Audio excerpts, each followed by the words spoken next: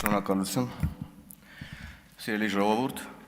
2018 թվականից ի վեր Հայաստանի Հանրապետությունում համակարգային կոռուպցիա չկա։ Եվ սա աներկելի է։ Եվ ես հպարտ եմ, որ մի քաղաքական թիմի անդամ եմ, ով ունի այդ քաղաքական հավատամքը եւ ում հաջողվել է ինստիտուցիոնալ եղանակով այլևս արմատախիլ անել Հայաստանի Հանրապետությունից կոռուպցիան առհասարակ։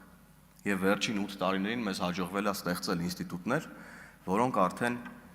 իրենք են, ուրեմն, ռելսերի վրա են դրվել, ժողովրդական լեզվով ասած, եւ արդեն, ուրեմն, բավականին արդյունավետ աշխատում են եւ մենք ունենք շատ մեծ թվով քրեական գործեր, վերադարձված գույքեր,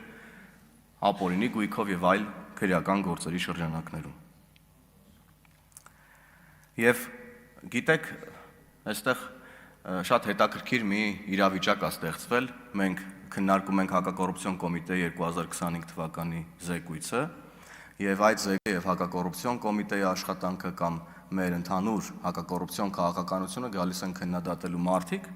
որոնք պոտենցիալ հակակոռուպցիոն կոմիտեի եւ ապօրինի գույքի բռնագազման ինստիտուտի շահառուներն են, հաճախորդները, այսպես ասած, եւ ըստ էության հայտնվել են այստեղ քաղաքական վահանով պաշտպանվելու համար, ըստ էության իրենց գողոնը պահելու համար։ Եվ գալիս են ու դեռ մի բան էլ վերջին տարիների ընթացքում մեր երկրում տեղի ունեցած փոփոխություններն են փորձում քննադատել եւ նսեմացնել, բայց ինչպես այդ փոփոխությունները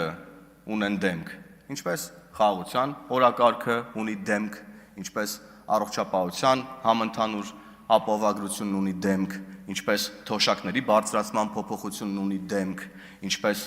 սպառազինության ձեռքբերումն ունի դեմք եւ մի շարք այլ բարեփոխող ծրագրեր ունեն դեմք, այդպես էլ կոռուպցիան ունի դեմք։ Եվ այդ կոռուպցիայի դեմք, երբ որ մենք ասում ենք, շատ արագ մեր մոտ գալիս են մեզ հայտնի դեմքերը, որոնք Հայաստանում տասնամյակներով շարունակ կերել են ամեն հնարավորը։ Մենք երեք այստեղ քննարկում ենք ուրեմն ջրային ռեսուրսների խնդիրը Հայաստանի Հանրապետության, որը շատ լուրջ խնդիր է եւ ըստ էության ենթակառուցվածքների իմաստով շատ վատ վիճակում է դեռևս գտնվում մեր երկիրը, ցավոք, բայց ինչի պատճառով է այսօր ջրի խնդիրը առաջացել մեր երկրում, որ մենք երեք ամբողջ օրը քննարկում ենք եւ հիմա էլ ստիպված ենք տարբեր միջոցներ գեներացնել, որպեսզի կարողանանք այդ հարցը լուծել։ Էլի նույն կոռուպցիայի պատճառով է, որ այսօր մի շարք համայնքներ մեր երկրում խմելու ջուր չունեն, ոռոգման ջուր չունեն, անորակ ջուր են ստանում, 24 ժամյա ջրամատակարարում չեն ստանում, ինչու, որովհետև հանել են ուրեմն խողովակները հողի տակից եւ կերել են։ Եվ հենց սրա պատճառով էլ այսօր այս վիճակն է, կոռուպցիան քաղցկեղի պես ուրեմն կերել է մեր երկիրը եւ այս մարտիկ այդ քաղցկեղի մետաստազների պես ցավոք սրտի դեռևս շարունակում են ուրեմն տարբեր դրվագներում ելույթներ ունենալ, լի բան էլ մեղադրանքներ հնչեցնել, լի բան էլ փորձել իրենց գողոնը պաշտպանել կամ արդարացնել։ Եվ Արծվիկ Մինասյանը նոր ասում է. դուք փորձում եք մեզ վրա բարթել 100 տարվա հանցագործությունները, նախ 100 չէ 130 ըստ էության, եթե շատ խորանանք, բայց դե որևէ մեկի վրա որևէ մարդ ոչինչ չի բարթում։ Դուք եք եղել հիմնական դերակատարները եւ դրա համար էլ ուրեմն ձեր խմբակցության մի մասը անցնում է ապօրինի գույքի բռնագանձման ուրեմն ինստիտուտի ֆիլտրով, մի մասի գույքերն են ուրեմն բռնագանձված կալանքի տակ գտնվում եւ ամենավառ կերպարը թերևս ձեր ղեկավարն է։ Հետո էլ նեղանում եք, որ ասում ենք Քոչարյանի խմբակցություն, բա որ Քոչարյանի խմբակցությունը չեք, ում խմբակցությունն եք։ Ինչու եք խուսափում ձեր ուրեմն քաղաքական ղեկավարի անունից։ Եվ իրոք, եթե ամաչում եք, եկեք այստեղ ասեք, որ դուք ամաչում եք եւ ուրեմն հայտարարեք առնվազն դրա մասին։ Հայտարարեցին Փաստորեն, փաստորեն ենթատեքստով հայտարարեցին, հուսով եմ այսօր նրանց հետ ամեն ինչ լավ կլինի, հուսով եմ նրանք այսօր չեն լինի Առագաստ սրճարանում, այո, հուսով եմ ամեն բան լավ կավարտվի Հայաստան խմբակցության այն պատգամավորների համար, որոնք նեղվում են Ռոբերտ Քոչարյանի անունից։ Այս մասով։ Եվ հետո ինչ որ մեկն էլ պատիվ ունեմ խմբակցությունից ասում է, բա այդ ինչի ԿՊԱ-ականների վրա քրեական գործեր չկան հարուցված, այդ ո՞նց է լինում, որ ԿՊԱ-ականների վրա չկա հարուցված։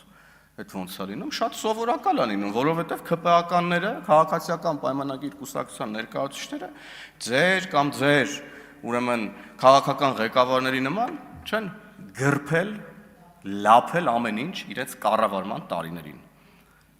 Որովհետև մեր կուսակցության, մեր քաղաքական թիմի ներկայացուցիչները կարողանում են հիմնավորել որտեղից նրանց իրենց ավտոմեքենան, որտեղից նրանց իրենց բնակարանները, որտեղից նրանց իրենց եկամուտները։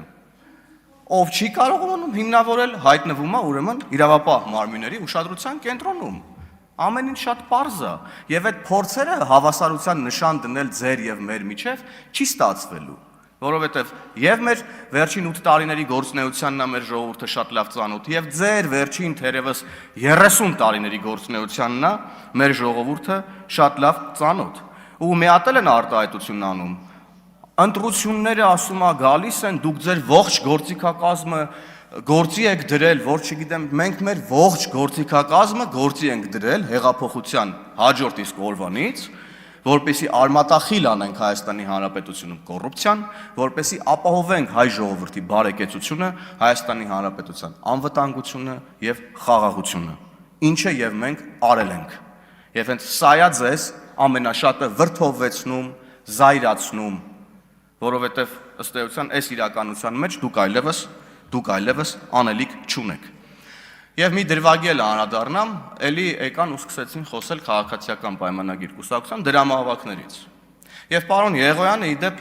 շատ ճիշտ բան է ասում, զարմանալին այն չի, որ 11 կազմակերպություն մեզ նվիրատվություն է արել, զարմանալին այն պետքա լիներ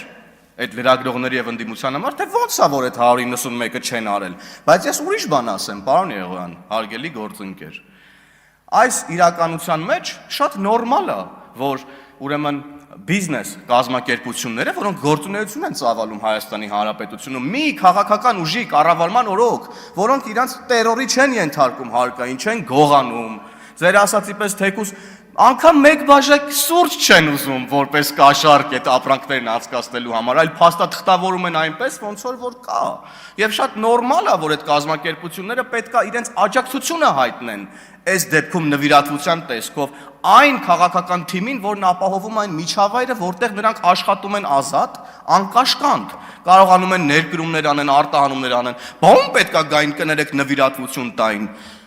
Քոչարյանին պետք է տային ժամանակին, Սերժին պետք է տային, հա, որ իրանց ամեն օր թալանում էր, ասես թափ էր տալի մարդկանց, թարս ոտերից բռնում էր բիզնեսմեններին, թափ էր տալի մինչև վերջին կոպեկը։ Ու այն ժամանակ այդ ձեր դրամահավաքները ընդհանրապես ինչ դրամահավաք, ձեր դրամահավաքները ո՞նց էր լինում։ Մտնում եք մարդկանց գրպանը, թաքուն հավաքում եք եւ ահա դարձավ դրամահավաք։ Ես մի անգամ այդ էի ասում էլի, իրանց դրամահավաքները միշտ էլ եղել են ուղղակի մարդիկ տեղյակ չեն եղել, որ իրանցից դրամահավաք են անում այդ պահին։ Էս է եղել ձեր քաղաքականությունը։ Եվ ընդհանրապես զարմանալու բան չկա, որ Հայաստանի Հանրապետության բիզնես միջավայրը աջակցում է այն քաղաքական թիմին, որը որ ստեղծում է միջավայր այդ բիզնեսի ազատ գործունեության համար օրենքի դաշտում։